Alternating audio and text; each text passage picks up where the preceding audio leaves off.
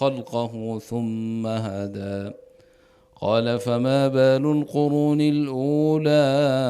قال علمها عند ربي في كتاب لا يضل ربي ولا ينسى الذي جعل لكم الأرض مهادا وسلك لكم فيها سبلا وأنزل من السماء ماء فأخرجنا به أزواجا من نبات شتى كلوا وارعوا أنعامكم إن في ذلك لآيات لأولي النهى منها خلقناكم وفيها نعيدكم ومنها نخرجكم تارة أخرى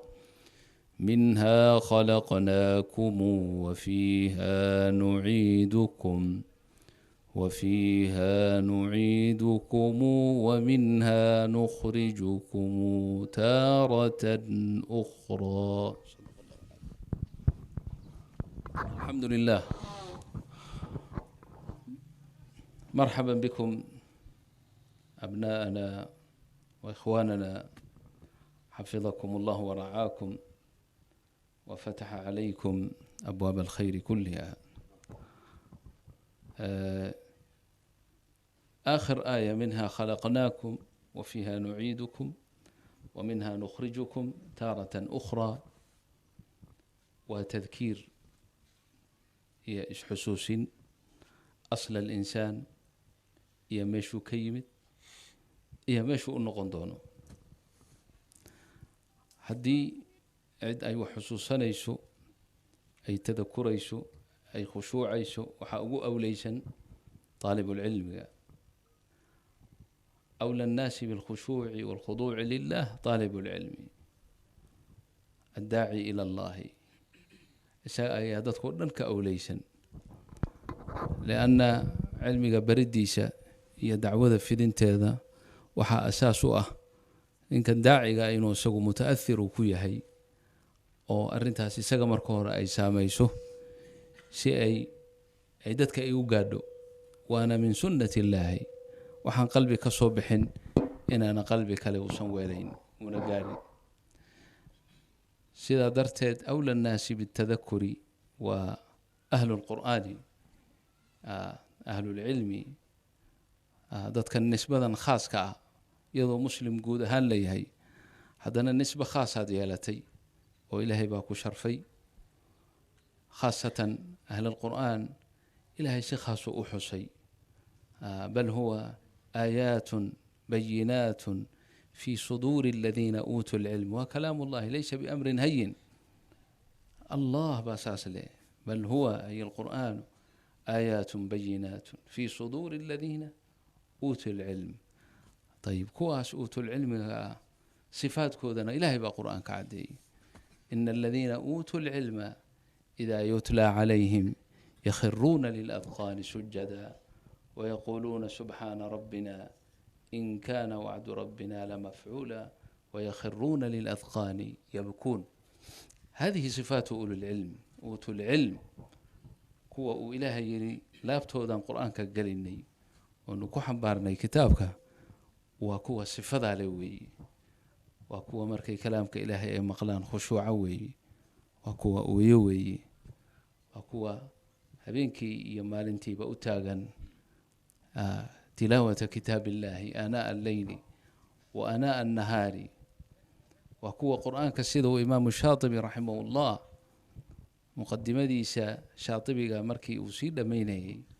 صفات طالب العلم، صفات قارئ القرآن مركو كهدلي وكتل ما يري بنفسي من استهدى إلى الله وحده وكان له القرآن شربا ومغسلا. قرآنك ونقضي شرب يشربه يتطهر به،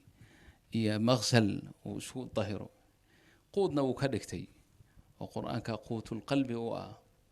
ومغسل نويه ذنوب تيبو إلهي كما إلي سبحانه جل جلاله. مركاسه حويري وكان له القرآن شربا ومغسلا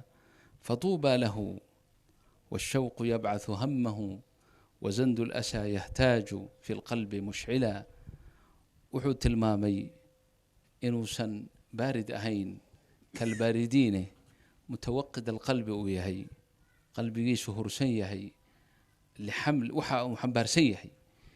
cidamka uu leeyahay awgeed shawq iyo maxabatullahi inay ku abuurayso oo shawqaas iyo maxabadaas ee qalbigiisa ay hurinayso. والشوق يبعث همه طبعا وزند الأسى يهتاج في القلب مشعلا. وفي نفس الوقت الأسى والحزن لما فاته وحي كتغي يا عمري كتغي وكتل مامي الشاطبي أيضا سبهللا مركي وكت أسفي أما وكحما سيدا ضدكو انتي سيبضن ونقيهين فيا ضيعة الأعمار تمشي سبهللا. السبهلل المركي لفسيري وحيدهن هو الذي يذهب ويجيء من غير شيء، كان اسكتغاي وصو نقناي بلا شيء بلا فائده، يروح وياتي ماله اسكاده واسك سو نقناي بلا شيء. وانا دد سيده لو بدن الله نعافي. مركا صاحب القرآن يعني يأسف لهذا الأمر وحي عمري كتغي انت كدمنا مركاسو تلافي وكسمينيا. هو المجتبى يغدو على الناس كلهم غريبا غريبا مستمالا مؤملا. مجتبى مختار من الله تعالى بصفاته صفوين كيسا محاكمة يغدو على الناس كلهم قريبا غريبا. هذا مركو ما دام وصوك الله ما ولا لا معاشرين لنا waa qariib uu yahayo iska kibrin maayo iska qaad qaadi maayo qariib minhum. وفي نفس الوقت هذا waa غريب oo iyaga la dhaqan maaha oo shani kalu leeyahay waritiisu waa ka weyntahay bima hamala fi qalbihi dadka shanigoodu kala yeelan maaye غرب ku jira huwa غربة في غربة بينه وبين نفسه حقنا dadka iska qaad qaadi maayo waa qariib uu yahay حالة كونه مستمالا يستميله الناس مؤملا يرجون دعاء بركة دعائه. مركز سيفي وحيري يعد جميع الناس مولا لأنهم على ما قضاه الله يجرون أفعلا. ذاتك أردن أكتيسة وحي كحساب سيهن إن سيدوهن ننا اسكفضل مايو نول بوحو هيستا إنه كفضل بدنيه يعني إسقى إن لقفضل بدنيه سقوا مفضولي ولا قفضل بدنيه تاسو ترينا هذه يقول يعد جميع الناس مولا لأنهم على ما قضاه الله يجرون أفعلا. حتى هدي أي تقصير ظاهر كود وكم مقضه يقابين أي طاعة إلهي كقابين أيان هذا نقضها إلهي بيكون درير أيانو خواتيم توحي نقول سنة لقمور هيو مرنا بعدنا اسكفضل مايو في قرارة نفسه مرنا أرن ماي أنا دت كفضل بدن. هذا صفات حامل القرآن يرى نفسه بالذم أولى لأنها على المجد لم تلعق من الصبر والألا. هدي عدل اللي عينيو أما لعاييو أما وحلق الشيقيو أما تقصير لون نسبينيو نفتي سوء النسبينيا إنها أولى هي الأولى لأنها على المجد للوصول إلى المجد في العبادة والطاعة والجد إنه قالوا لم تلعق من الصبر والألا. يعني صبر ودعرتوي والألا نوا شجرة لمذه أو خراروي يعني وموسا أتكيسن بمعنى ما صبر على طاعة الله تعالى وعلى والمصائب سيده صدرتت نفتي سو يو عيبين يدل عيني عدك له وحك الشيء مايو. هذا صفات حامل القرآن يعد جميع الناس يرى نفسه بالذم أولى لأنها على المجد لم تلعق من الصبر والألا. وقد قيل كن كالكلب يقصيه أهله وما يأتلي في نصحهم متبذلا. أرن عجائب له هل كان الإمام الشاطبي كهضي ووجهي يوجهنا جميعا ومحي وحيري وقد قيل هري وحالو يري كن كالكلب كلبي ايغو كلا نقو هسودك دقن هذه المحل عاي عشان عين متالو وحيري كن كالكلب أيجو كلا نقو وحاجات كنقطها في صفة من الصفات الطيبة صفة أولية هي أيجو أو أنا أكسب باجرتها تاسو كلا يالو هو محي يقصيه أهله أهل كيسة ويفوقينيان أيجا أهل كيسة ويفوقينيان أو يدقحينيان أو ورنقا فوق بليين وهذا ويرتاي ور أيجا وعيان يقصيه أهله يقول ساسو ما يسمين مالنتي سوساكو ما يسمين habeenkii haddii tuug reerka u soo dhaco oo doonaya inuu xoolaha ka qaato miyuu u aamusayaa ma wuxuu oranayaa aan ka argoosto qoladii maanta ay dhibaysay ee caayaysay iyo dhagaxyeynaysay oo cala aqal shib intaan dhaho tuugan alaabta ha ka gurto miyuu dhahayaa maya muxuu samaynayaa waa ka difaacayaa hadday ugu yaraato yanbax waa ku hawleynayaa oo reerku soo kicinaya markaasay xoolahoodii cashanayaan yani nusxigoodu u taagan yahay berito sidii bay ku noqonayaan ma oranayaan eegaynii fiicnaa ee xalay xoolaha noo dhiciyey maanta aan salsalaaxno oon subhanno ma dhahayaan ee wacaayayaan waa dhagaxyanayaan habeen dambana sidii unbuu ku noqonayaa marnaba isagoo nusxiga kama tagaayo ayagu wax kastay ku samayn oo cay ah oo dhibaato ah isaguna nusxigoodu u taagan yahay wuxuu ku yiri marka sifadaasoo kale yeelo waqad qiila kun kalkalbi yuqsihi ahluhu wama ya'tali fi nusxihim mutabadila ayga sifaat ajaa'ib luleey nin caalimaha ka alifay xataa kitaab uu ku magacaabay tafdiilu alkilaab ala kathiirin mimman labisa athiyab فاتر تفضيل الكلاب على كثير ممن لبس الثياب إن بدن ودرك حراسة فضل أو أي ليه أو رحم أو كفي عيه مركز صفات كيسي سو أرورية وكتاب مطبوعة مرزبان للي لا اللي فيه أركا من هذه الصفات وهو بحي هذا حامل القرآن تهي ده طالب العلم أتهي حتى الداعي إلى الله أتهي إن الدلقات كيالته وأذيك دلي عينتا iyo dhibaatada iyo cayda ku soo gaadha aadan u jawaabin ee aad wasiyada rabbiga adeecdo idfac billati hiya ahsan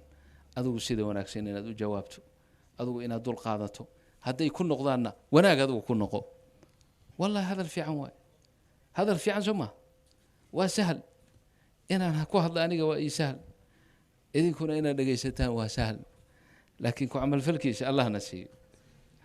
arinta inaad ku amal fasho الله نسيه كل جن الله نسيه وأرن أي نفي شيطان ديديان عزة النفسية بين ذاك وديديش بركة إخواني بارك الله فيكم علاقتك مع ربك وإني مميز نقطة أهل القرآن وأهل العلم وأهل الدعوة إلى الله وإن علاقة ذا أي خاص نقطة ودتك كله آذن كدين أهل البطالة أذو جدي واجتهاد اللتم هذا ما أنت علده وين فئات كاس هذا فئاوين كأن كهذا لأنه هيستا وحاوي وعدم العلم عدم العمل بالعلم علمي إنا لو عمل فلن دي علمي كو حكى كتاب القرآن كذا أخرنايش إنها صفات كاس وإلهي كصفين إلهي جن كما شاكين وجن كلا ورمي مايو يا عبادة ديسا ملائكنا لقاقا ورمي مايو إن لقا شيء إن مرمرك قار كل شيء موي لكن دتك وإلهي الصفين هو هذه هو بشر وهذه كله ما مقام النبوة أنا وذنجاري كريم ما هو حلقة هذا يو مقام النبوة إلهي وخص شيء يا الباب كأو حري راتلوا ملأ من جاري شيء الأنبياء ختم بها نبينا محمد صلى الله عليه وسلم بلغوا ختمي صفات كإلهي وكصفي أهل الله وأهل الخير إن هذا يقول نفت هذا أذو بربر دكتو أو إسبانه أو إسفيرسو حجبان كشابها انتبه إجمعان محان كلا يهي مالين تودو شيء بقى هبين كيدو شيء بقى يعني هذا هبين كانوا شيء ولي أنت ألعبت عن نسوق شيء سوشيال ميديا نسوق علي واتساب يا فيسبوك يكون كلا عرفتي إلي قان انستغرام يوم هاي iyo snapchat iyo baliya baaskan fara badan inta ayna soo galeen habeenkeenu seeya maxaa lagu soo jeedaa waqtiga inta badan xagee lagu bixiyaa dad kale uu ilaahay ka hadlayay marka uu leeyahay kaanuu qaliilan min al-layli ma yahjacuun in yar bay habeenkii seexan jireen oo inta kale maxay qaban jireen ma alaabtaanay ku soo jeedeen mise qiyaamuleyl bay tukan jireen qiyaamuleyl bay tukan jireen kaanuu yaquumuuna al-layl yuraawixuuna bayna al-aqdaami wal-jibaah marka ay luguhu ay daalaan wejigaa ay ku nasanayaan sujuudday ku nasanayaan markii sujuudda wejigii xanuuno lugahay ku nasanayaan yuraawixuun bayna al-aqdaami wal-jibaah ramadaan ma aha keliya tobanka dambe keliyana ma aha kaanuu qaliilan min layaali ramadaan buu ilaah yidhi والله من الليل يتلون آيات الله آناء الليل وهم يسجدون والذين يبيتون لربهم سجدا وقياما تتجافى جنوبهم عن المضاجع يدعون ربهم خوفا وطمعا ومما رزقناهم ينفقون هذا وحلقة شيكين يا والي تقتدي إنها تقضيته inaad isbaadho inaad isfiiriso yani subxaan allah waxaan xusuustaa alwaalid sheekh cali suufi raximahullah horta marka ugu horeysa isagu yani barnaamijkiisa sidaan ku qiyaasay yani 1 habeenimo ama 7 saac habeenimo sidaa u taqaaniin ayuu soo kici jiray ila alfajr hurdo ma jirin fiidkiina bacda alcishaa hadduusan darsi jirin horuu ka seexan jiray qofnana uma mujaamalay jirin ma عنده mujaamala maca axad dad haddii u yimaadaan ama oo aan warba ka haynin dadka warka maba umanayaan cishaa kadib laakiin hadday dhacdo mid inuu soo khaldamo wax yar daqaa'iq kadib oo cudur daaranaya adeer waa dad baan iska dhaw waa iska seexanaya iska sii soco odhanaya mujaamala ma jirto عنده عمل جاد marka 1 habeenimo marka la gaaro waa istaagi jiray marka qiyaamul leylkiisa markuu guriga ku dhameysto kadib meesha 9 saac leeyahay ama 3 loo yaqaan oo fajrka ka horeeyay wardigiisu masaajidku marka quraanka uu ku akhrisan jiray adaanka hore marka waxa uu soo galay isagoo in badan soo akhristay marka bayna adaan labada adaanka hore iyo adaanka dambe taqriiban saacad ba u dhaxaysa waxaan xusuustaa habeenimada kamida anagoo iska yar oo hintiisan ku soo kacnay maxaa oo hintiisan ku soo kacnay bayna al-adanayn labadaas waqti dhexdooda ayuu soo kacay marka isagoo barooranayo qaylinayo la hawla wala quwwata illa inna lillahi wa inna ilaihi shaytaankii baa naga qaad hadda fajrkii in badan baa ka dhiman adaankiis waa bayna al-adani wa adaan al-awwal wa athani wa labada adaan dhexdooda baan xusuustaa marka يعني sheekadaas ma aha dadkii salaf saalixiinkii hore zaman hore ma aha waa zaman anagu aan soo gaarnay wadadan soo gaarnay way ardada waxaan xusuustaa ardada alwaalid raxmatullah alayhi ee quraanka marka la aqrinayo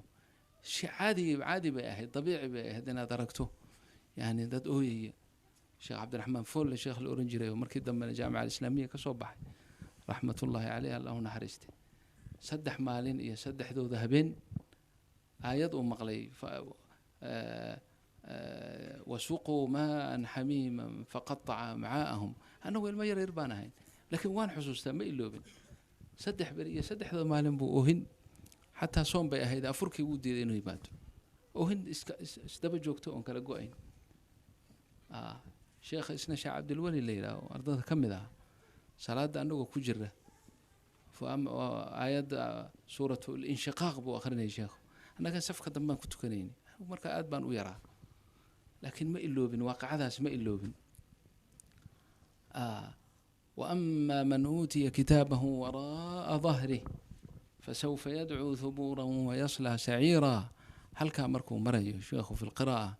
سيدي قري ما اللوح دولك كل عي مرقرة أي قذات كدولك كبلابة وهن مركاسو صدوبي مركاسو ديق فح أكتر إنه كنت كناي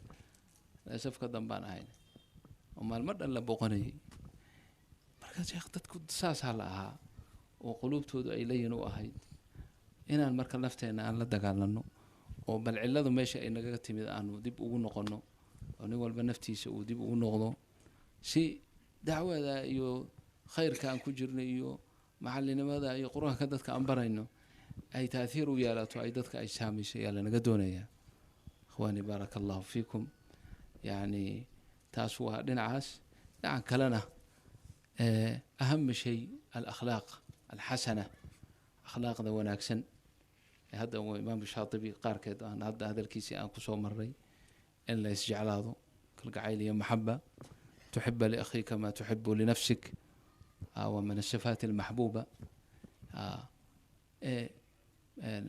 alaslu fi lamri waa barakat ullah. wuxuu ilaahay barakeeyaa ayaa mubaarak noqda.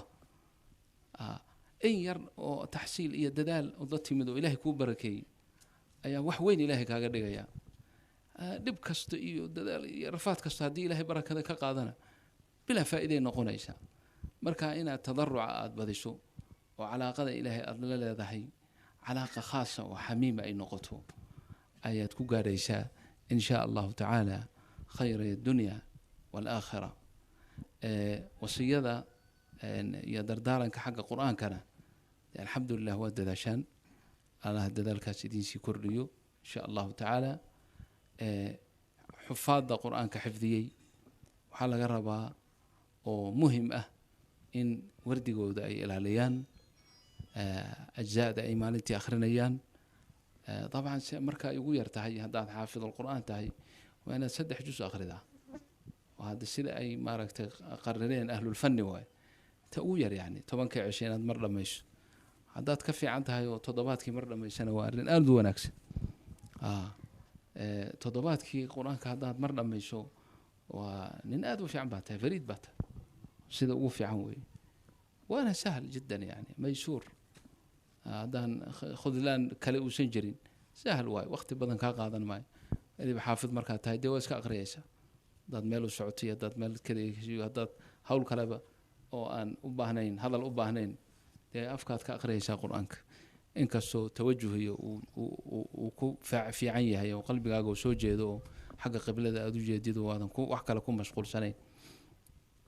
marka kuwa iyagoo qur-aanka baranayana jiddi iyo ijtihaad iyo kathrata takraar iyo ku celcelin badan waa su-aal in badan soo noqnoqoto. dariiqa ugu sahlan ee qur-aanka lagu xifdinayo wa ashal dariiq lixifd alqur'aan waa kathratu takraar iyo ku celcelin badan. faatixa wuxuu odhan jiray sheekha raxmatullahi calayh, suuratu lfaatixa maxaa dadku u gafi waayeen? maaha inay qur-aanka kale ka fududahay, laakiin kathratu takraar carabkii baa xifdiyey. carabka naftirkiisaa xifdiyey. qalbigoo saahi ah ayuu iska akhrinayaa, liannahu waa kathratu takraar iyo ku celcelin badan ayaa laga rabaa si aad kugu sugnaado qur-aanka. inta kale caamat almuslimiin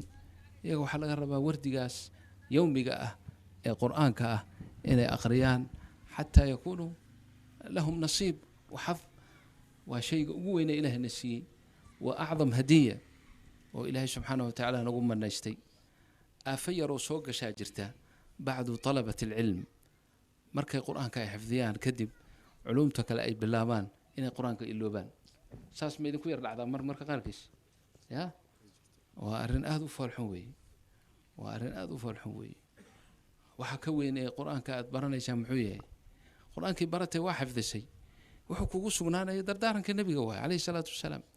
tacaahaduu hada alqur'aan fawalladii nafsu muxamadin biyadih lahuwa ashaddu tafallutan min alibili fii cuquliha. culamaa fara badan baan yani ama culamaa baan aragnay waaweyn oo ka nadaamaysan in iyagoo qur-aanka ayna si wanaagsan u tamkiininin ama u xifdinin dee baarisiin noqday. oo hadda waxay ka soo gaaraan aan garanayn, laakiin aad iyo aad uga tiiraansa. marka qur-aanka wax kaa mashquuliya yuusan jirin, wax kaa mashquuliya yuusan jirin. waa inaad qur-aanka aad wardi ka dhigataa oo aad aqridaa oo hadde waa taaban ka hadlaynay aad saaxibuleyl noqotaa. haddaad saaxibuleyl noqoto qur-aanka maba kaa lumayaba, wardiga aad salaada ku tukanaysaaba kugu filan. allah yajcalna waiyaakum kadalik inahu waliyu dalika walqaadiru calayh. baaraka allahu fiikum. juhuudiina iyo khayrka aad ku jirtaan allah idiinsii kordhiyo. taasaan hadalkay kusoo gabagabaynaya. والمشايخ إن شاء الله من بعدنا، جزاهم الله خيرا وبارك فيهم. تفضل شيخ.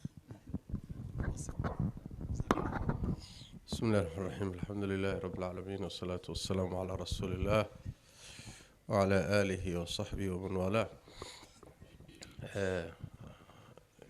كلماتكي وشيخه إنا يري إنو الشيغي إلهي نقو أنفعه ما هاتو على قدينا أن قرآن كلا لأنهي أما هنقطو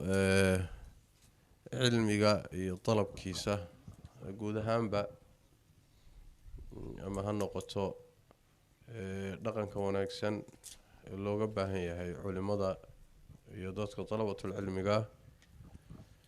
jawaanib badan buu sheekhu ku taabtay. ilaahay tabaaraka wa tacaala ha inagu anfaco. intaa kadib kolley maqrib kadibna kalimaad baa jiro masaajidka taqwa caawa maqrib kadib waqtiguna waa iska kooban yahay. waxaanu u idaafeyn lahaa waxaa runtii aada u soo baxaysa in dadku uu jiro azuhdu can ilcilmi, cilmigii barashadii diinta oo aada u sii yaraanaysa oo dadku laga tegayo waxyaalo kale runtii ama waxaan ina mashquuliyey ha noqdo shaaqishan wasaa'il tawaasulkan iyo waxaan ay keeneen, ama ha noqoto adduunyadii oo dadka qalbigoodii ku weynaatay iyo iyada lafteeda dabayshan iyo mawjadan inugu socoto oo ah taqdiisu dunya, maadada iyo adduunyada in la weyneeyo. wixii adduunyada ka qiimo badnaayo ka qaalisanaa oo cilmigii iyo aakhiro iyo diintiina in la fududaysto saameyn badan bay runtii nagu leedahay. saas daraaddeed baa waxaad ka dareemaysaa sida muuqata waqtigii nebigu sheegay sala allahu calayh waalihi wasalam uu yidhi yurfacu alcilmu wayanzilu ljahlu, cilmigaa la qaadi doonaa, jahli baana bedelkiisa ayaa degi doona oo dadka camiimi doona. markaasuu nebigu haddana wuxuu sheegay sal alla alay wasalam qaabka cilmiga loo qaadayo. ina allaha laa yaqbidu alcilma intizaacan yantazicuhu min alcibaad walakin yaqbidu alcilma biqabdi alculamaa xata ida lam yubqi caaliman اتخذ الناس رؤوسا جهالا فسئلوا فأفتوا بغير علم فضلوا وأضلوا. culimadaa tegaysa, culimadu markay tegayaana cilmigii way la dhimanayaan. dadkii cilmigaa ka reebi lahaana wax kale ku mashquuleen, waxay yaqaaneen waa la dhinteen, cid ka reebtayna ma jirto. markaa sidaasuu jahligu ku imaanaya. haddaad hadda fiiriso culimadeennii waaweynaa ee deegaankan qaar waa tageen, ilaahay qubuurta u waasiciyo ana u naxariisto. qaarna wax yar baa kasii dambeeya, sheekh cabdullaahi iyo raggii ugu dambeeyey waay. haddana maca daalika raggii booskooda geli lahaa aawe yaa u diyaarsan, yaa diyaara. waxaa laga yaabaa inaad sheekh cabdiraxmaan wardheere iyo sheekh maxamed xiirey iyo muxuu ahay waxoogaa yar aada sheegsheegtaan, laakiin waxaa loo baahnaa in yani jiilba jiil uu bedelo oo iyagana jiil ka yar oo kursigaa sugahay oo ilaahu may banneeyaan leh in la helay ahayd. kuwii cilmiga ku mashquulsanaana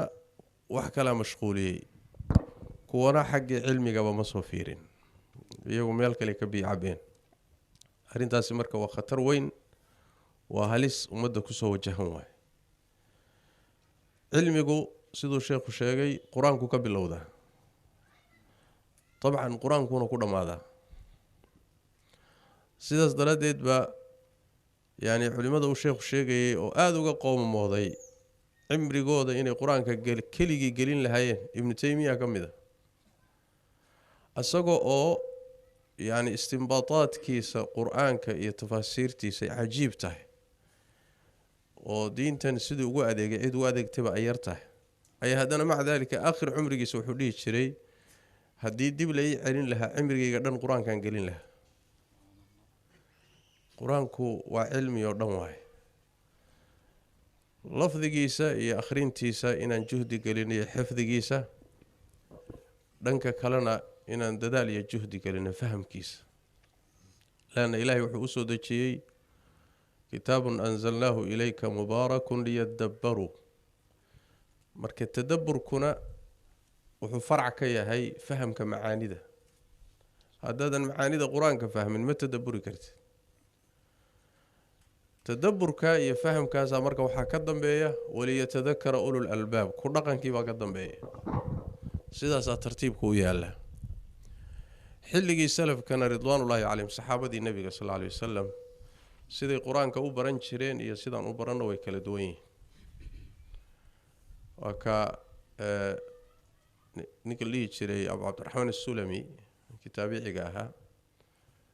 wuxuu leeyahay أثركاس عبد الله بن مسعود وكوريا وعليه رجي قرآن كان بري عثمان بن عفان عبد الله بن مسعود إيوه وحنكسو قارني نوش شيئين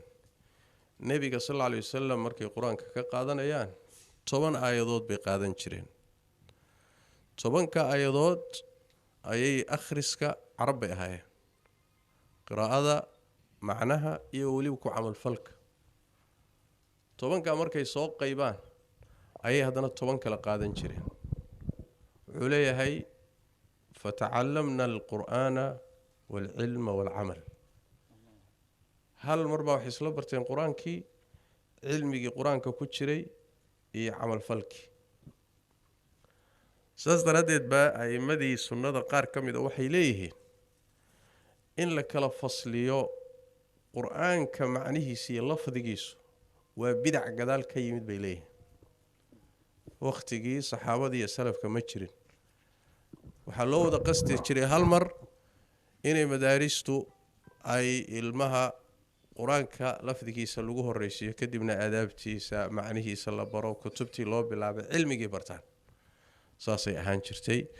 marka inaynu quraanka mundaantiisa siino ilaahay wuxuu inagu fadilay haddaan nahay mujtamaca Soomaaliyeed meel walba joogno قرآن كانوا إلهي إنه فضله قرآن كانوا إلهي إنه فضله سيداس دراديت ما أنت عالم الإسلامي مركا لمره بل عالم كاس كالبيت كمركا لتقو مساجد خاصة حلق رمضان كوكالي dadka tujinaya عرب iyo cajab markii la isu tagay Soomaali baa u badan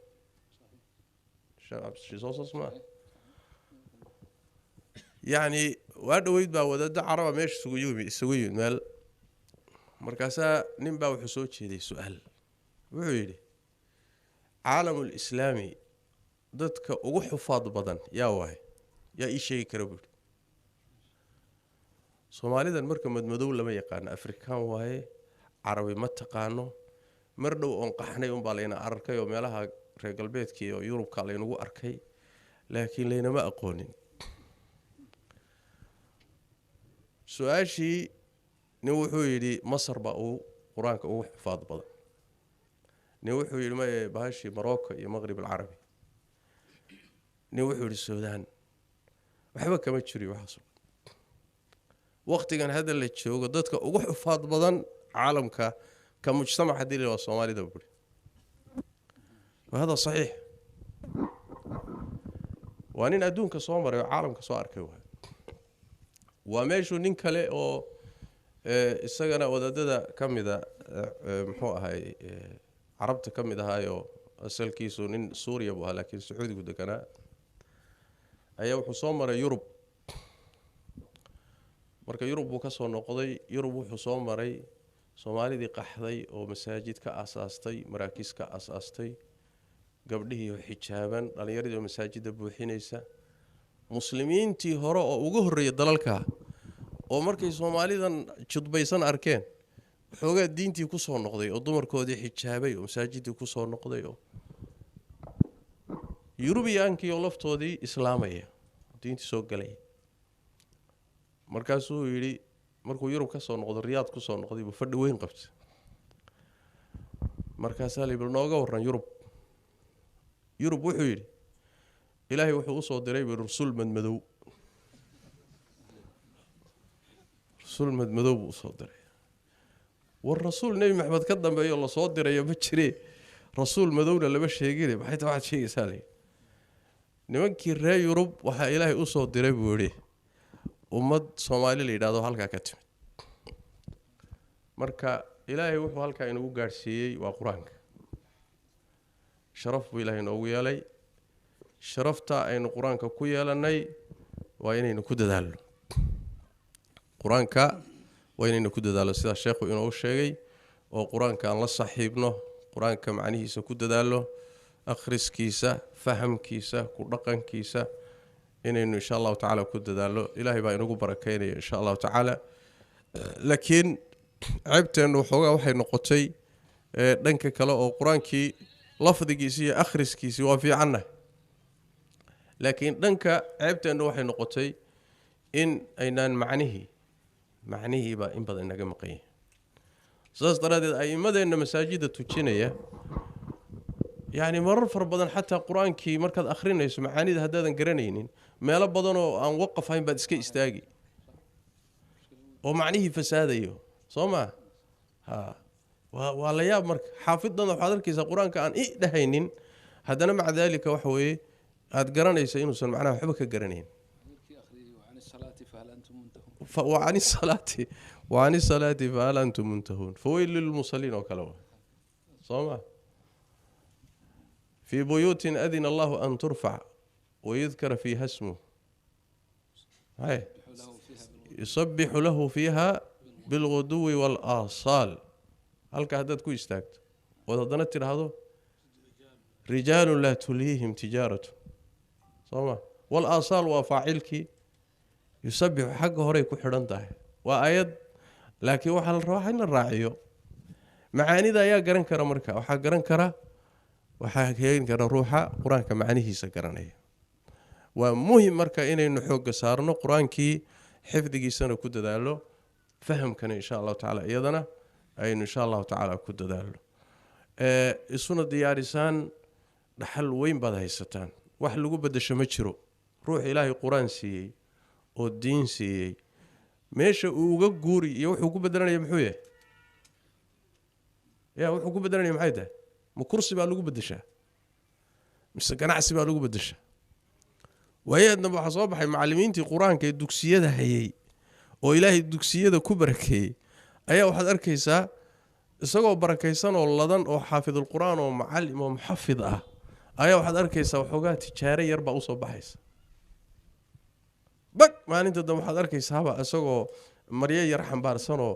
cadar yar kala rogay waa ninkii dhanaay xaafidka ahaa oo umadu fiirsanaysay oo quraanka ku hogaaminayay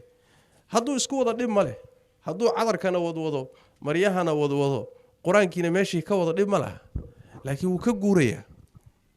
mid waxaad arkaysaa markiiba kursi buu raadsanaya quraankii waa ka guuraya war maxaad ku bedelani waxa ka weyn waxaad ka tagtay waxaad aaday wax liita waaye waxaad ka tagteen wax qiimo leh waaye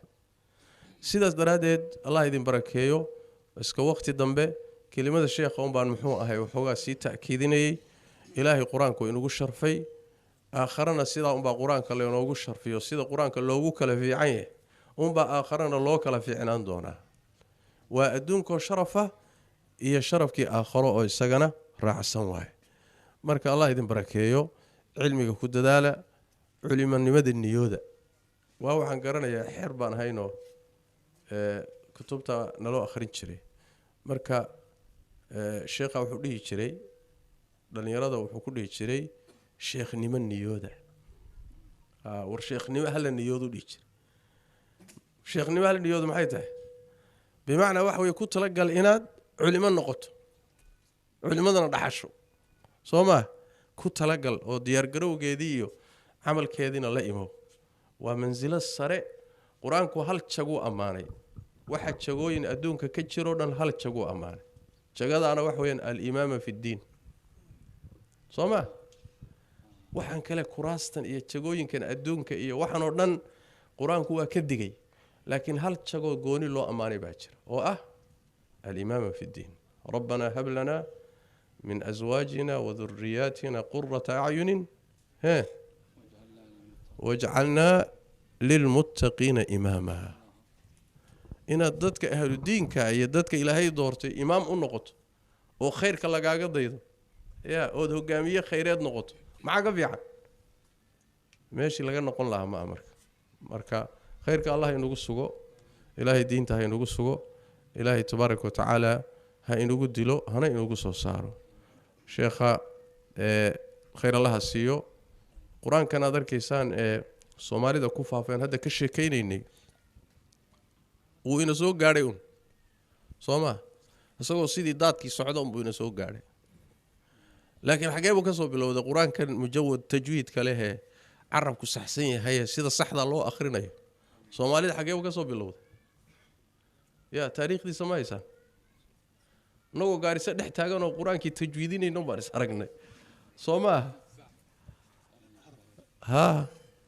القرآن كان مع تجويد صح سيدا صحدا الله آخرنا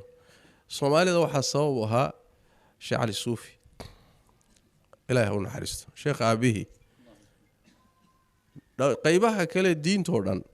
هذي حديث تهي هذي تهي عقيدة تهي هذي فقه تهي هذي تهي اللغة العربية ومجال علماء بدن أي كوض قيب قاتين لكن مجال كالصحوة يا برار وكقرآن وها أصل وها الشيخ علي الصوفي يا أرض صوصاري يا هل كان يدين هذا واحد لا تشوي الشيخ خليل اسمه ايوه يا شيخ اسماعيل ايوه كوح ما شفت الشيخ وي بعدين رقاس هو محو هاي ارضدي شيخ هو شيخ الصوفي هو شيخ عبد الرشيد بي محو اسكو شيخ هاي صوما رقي وشيخ سو ساري با ادونك كلا باهي ايغا مeel walba quraanki gaarsiiyay sooma marka sheekhana u duceeyay ya ninkii sababku ugu noqdo khayr waxa ugu yara uu ka mudan yahay muxuu yahay ya man asta ilaykum ma'rufan fakafi'u waxa ugu mukaafayada hadaydan haynin ugu abaal gudaanna nabigu wuxuu u duceeyay ilaa aad istiraahdo waad u abaal guday marka sheekhana ilaahay u naxariisto awlaadiisii iyo dadkiisii oo runtii quraankiisii dhaxlay sheekhu kamid yahay iyagana ilaahay tabaaraka wa taala ha xifdiyo codsiyo badan baa jira oo sheekha laga codsanayo inuu Kenya oo runtii balad quraanka ku caanbaxay sheekha maalin tartan buu u yimid tartan waxaan qabanay 9 dal oo Afrika ah ay isugu yimaadeen 9 dal oo East Africa ay isugu yimaadeen sheekh xiriir iyo waa joogeen Soomaaliya iyo Djibouti iyo Ethiopia iyo Kenya iyo Tanzania Uganda Rwanda Burundi Sudan 9 dal baa isugu yimid 9 dal markii loo soo sheekha iyo sheekh kale isagana Maxsaraawi la yiraahdo caan ah oo maqaarida Masar oo dhaninka u weyna idinka Khaliil Xusari baa taqaanay Soomaa Khaliil Xusari booskiisa ninka ku jira way iyo sheekh ayaa noo yimid garsoorayaalka ah musaabaqadaas musaabaqadii nooca ahayd 9 arday baa nambarada hore galay oo abaal gud la siiyay 7 kamid ah Soomaali bay ahaayeen ya adduunka ka kala socda Kenya Soomaaliya iyo Djibouti bay kala yimaadeen quraanka kaamil ah iyo 20 juz number 1 baa laga qaatay niman Rwanda la yiraahdaa in ugu soo baxay oo sahlanayn ya wax la filayay ma ah dhankan iyo Suudaan iyo baan iska ilaalinaynay laakiin Afrika la idinkaga imaanaya mayna islahayn marka ilaahay quraanka waa inagu barakeeyay meel walba tagtaba sidaas waay hatta ciyaalkii aaday maraykan iyo yurub aaday waalid musaabaqaadka weyn muxuu ahay dawliga ah minnesota dhalinyaro ka timid oo Soomaaliya baa qaaday adinka ma islahayd maraykan dadka yimaada quraan qaadi ya saasa marka quraanka ugu barakeysanahay halkaas asal ahaan quraanku ka soo jeeda yani wax weey sheekhaas iyo muxuu ahay ardadiisi baa soo inoogu ahaa ilaahay tabaaraka wa taala ajirkooda miisaanka xasanaadka Allah u saaro innagana kuwa quraanka si daa'ima oo si xifdiya oo si wada oo si fahmo ka si shaqeeyo u shaqeeyo Allah inaga dhigo kuwa maalinta qiyaamada uu shafeeci doonana Allah inaga dhigo ilaahayna adduunka intaan joogno Allah inagu xifdiyo jazaakumullahu khayr wa baraka fiikum waxaan jeclaan lahaa fadiilat alwaalid sheekh Abdullah kelimada ugu dambaysa oo khadimka inagu dambayn doona sheekh arinta musaabaqada horta yar gaaraysa Soomaaliya yarkii على سوق oo lambar 2 galay Soomaaliya ma saddexaad buu galay quraan kaamil mashaayikhdii lajnada tahkiimka ku wada jiray waxaan isla garanay inuu isagu awla inuu kow galo marnaba shaki nagama gelin يعني حق إتقانك مركز وحن تحكيمك هو معايير بكسعودة حفظك وحال شي 6 درجة تجويد كان وحاله حسابي شني طبعا أدها كلا صوت قروح أنا وحال شي شن درجة لشي مركا دي حفظك ما دام درجة بان حفظك سنة متقن وأها وأشكا بني آدمكم عرضة للخطأ خطأ أن لقى فيلين أيوة أديك قالي أو مر هدي هالمر جرس كالجوية ديو جرس كوحلة هدو مركو قلعه دي مركا كوسات وقشاوي أذكتها وحان حسوتها مركا شيخي شيخ عبد السلام المقبل المجيدي وقرب كي قفلي أدبو قتيران يوذي يا سفي شديد بويري يركم وحان سلها بويري سو كوها قالوا هدان ماشي أسكالية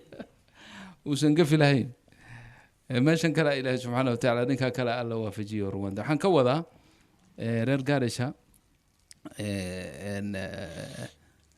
ablaytum bala'an hasanan oo aad iyo aad haddana waxaad ku musaabaqadan way socon doontaa ku talagal fiican waa inaad yeelataan waxyaalahan idinku sii dardaarmayo waxaa ka mid ah itqaanka xagga tajwiidka waa fiican yahay markaasoo kaleeti iyo أنا أشهد له في هذا المكان أنه متقن للتجويد وللوقف والابتداء وحلم بذا مجرى يا بلا شيخ خرطي يرجع يا قرآن أخرى معلك إيش أوي مش مفرد يا مجان والله هنيئا لك معلك هذا ما يشوف هو سلام بنو تاجينا